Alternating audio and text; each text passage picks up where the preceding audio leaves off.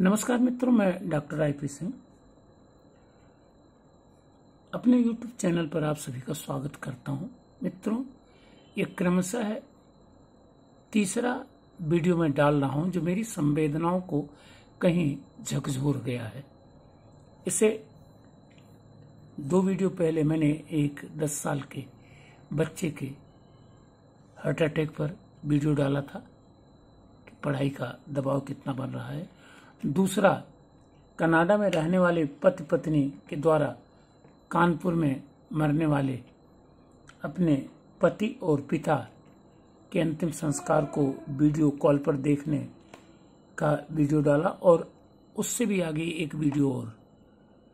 इसके बाद मौका मिला तो इसी क्रम में अपनी अंदर के उफान को पूरा करने के लिए कोटा, जो राजस्थान का एक मायाजाल की नगरी बन चुका है, जहां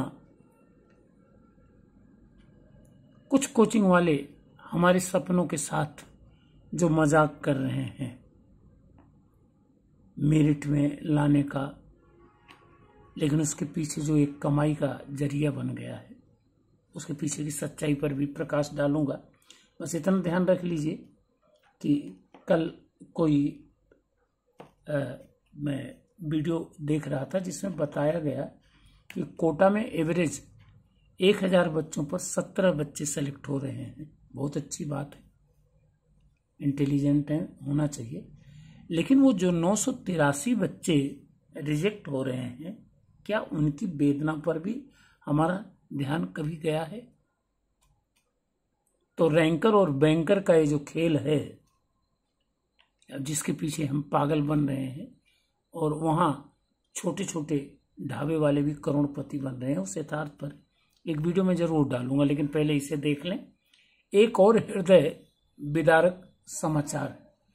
भगवान ऐसी औलाद किसी को न दे, सूरबीर संदेश नामक एक समाचार पत्र में ये समाचार छपा था। 2-3 दिन पहले मैंने एक वीडियो अपने YouTube चैनल पर डाली थी। प्रोफेसर की पत्नी बेटे ने कनाडा से वीडियो कॉल पर दी अंतिम विदाई। इसे पढ़कर मेरे एक छात्र प्रेम नारायण शर्मा जी ने एक और समाचार पोस्ट किया। वो स्वयं अध्यापक है मध्य प्रदेश में, जो उससे भी ज्यादा हृदय विदारक है। बस आप उसे सुन लें, शायद टिप्पणी की आवश्यकता ही न पड़े। ये बास्केट में मैंने उसी समाचार को हूबहू टाइप किया, फिर अपनी टिप्पणी नीचे दूंगा। नई दिल्ली चलने फिरने में असमर्थ रिटायर्ड मेजर जनरल का घर के एक कमरे में फर्श पर गद्दा लगा दिया गया और नौकर को कहा कि इनका पूरा ख्याल रखना, हमें कोई शिकायत न मिले। बेटों की नई शादियां हुई थी।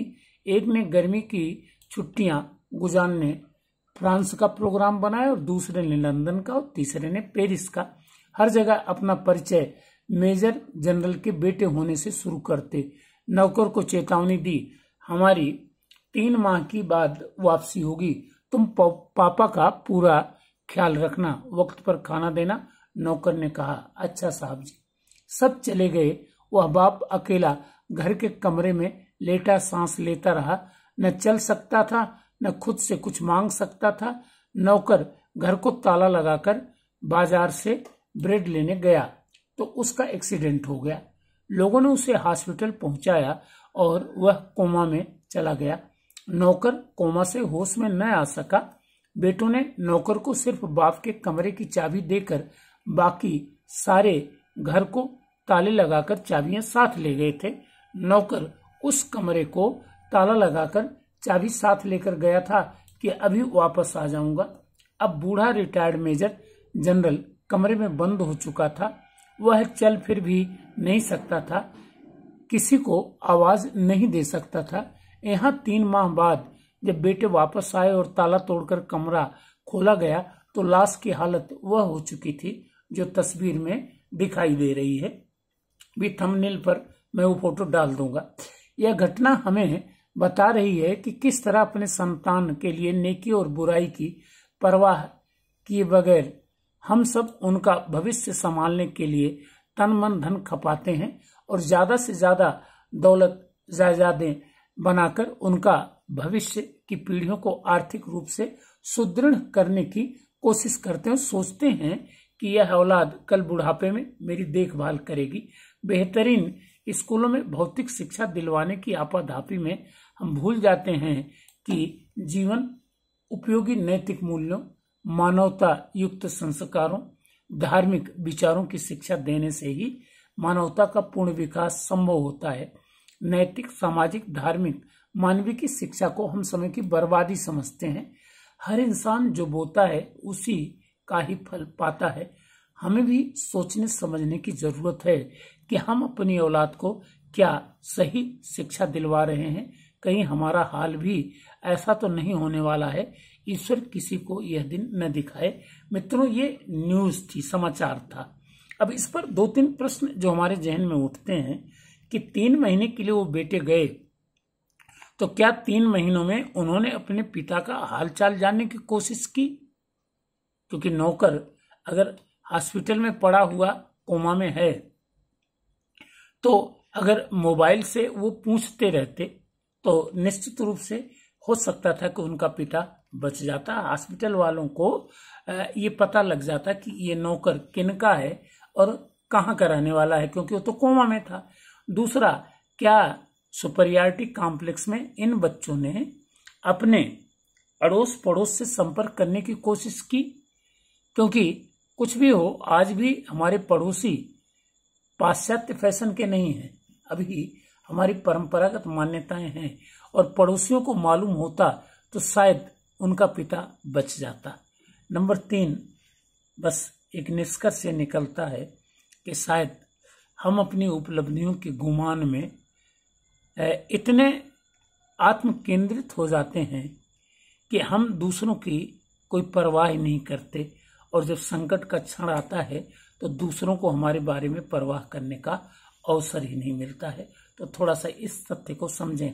तो कल के वीडियो की बात मैं एक बार फिर से दोहराऊंगा कि बच्चों को पहले एक नेक इंसान बनाएं, ऐसा रोबोट नहीं जिनके लिए संवेदनाओं का कोई अर्थ ही नहीं होता। अभिभावक मित्रों, बदलिए अपने जीवन दर्शन का वर्तमान उपभोक्तावादी नजरिया, नहीं तो आने वाला कल हमारे मोह भंग के कारण इंसान और इंसानियत के लिए बहुत ही बदतर होने वाला है। बहुत ही नाजुक समय से गुजर रहे हैं हम। अमीर खुसरो के शब्दों में, बहुत कठिन है डगर पनघट की, पर राहें तो खोजनी ही होंगी जीने की, और यह खोजने का काम हमको आपको ही करना है। तो आइए हम अपने परिवेश परिस्थिति के अनुसार अपने कल की राहें खोजें। हमारे बच्चे भी उसमें स्थापित हो, हम भी स्थापित हो, हमारा भविष्य भी स्थापित हो, और हम अपने उस कर्नल की तरह उस दुखांतिकी के शिकार न हो जो इसमें दिखाया गया है। तो आशा है वीडियो आप लाइक करेंगे, सब्सक्राइब करेंगे। थैंक यू, धन्यवाद। अगले वीडियो में फिर मिलते हैं।